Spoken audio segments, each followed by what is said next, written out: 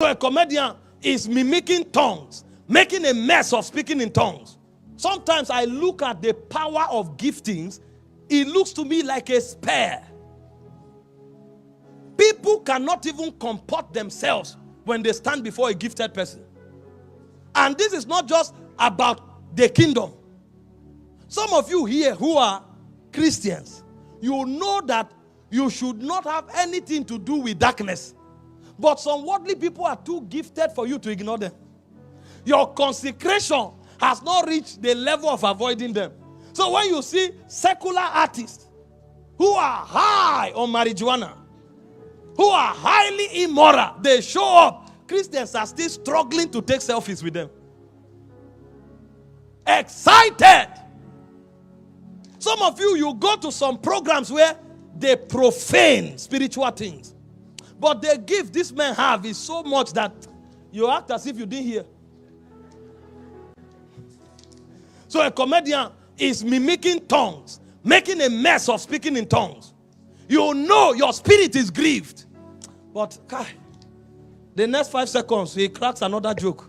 You jump, you start laughing. At the end of the event, you go and hug him to take selfie. You don't even want to offend him by telling him, don't do that thing again. The power of gift.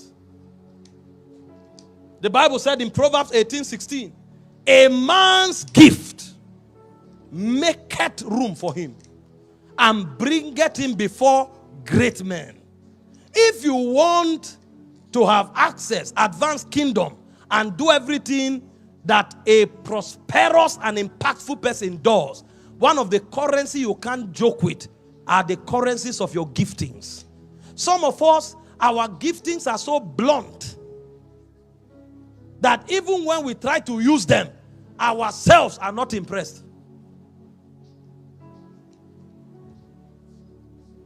Europe today, the biggest religion is football. The biggest religion, football.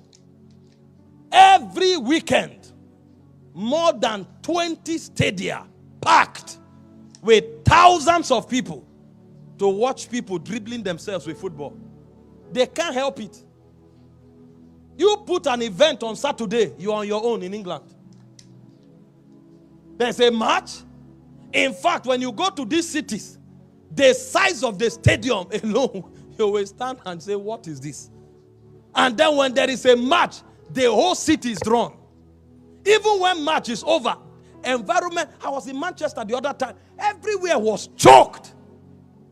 They said, no, Manchester has match. And all these people came, they don't have work. These are people that on weekends, they pay double. So they all go to work, even Sundays. But when the club has match, if you like, multiply the wages by 10. What they see in that field appeals to their soul much more than anything you are going to pay them. Now, someone posted this video and with the title of Apostle Michael Orukpo address Pella and Ebuka song issue. So I just looked at it and I tried to go and look for the full video. So after watching the full video, I discovered that he was not directly addressing the issue per se, but I understand why the person decided to tag it and post it. It was a recent video that was posted on Apostle Michael Orukpo's Facebook page, and I think somehow it also addressed or shed some light on this recent issue, but it was not a direct response. So let's clear that up.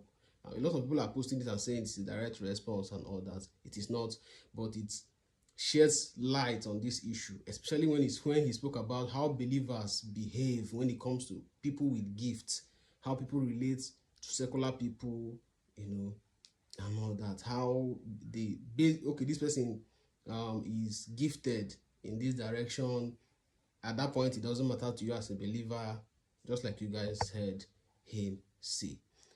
What do you guys think about this whole Pella Ebuka song issue? And also from what Apostle said in this video, we also learned something from that. Everybody can actually learn from that.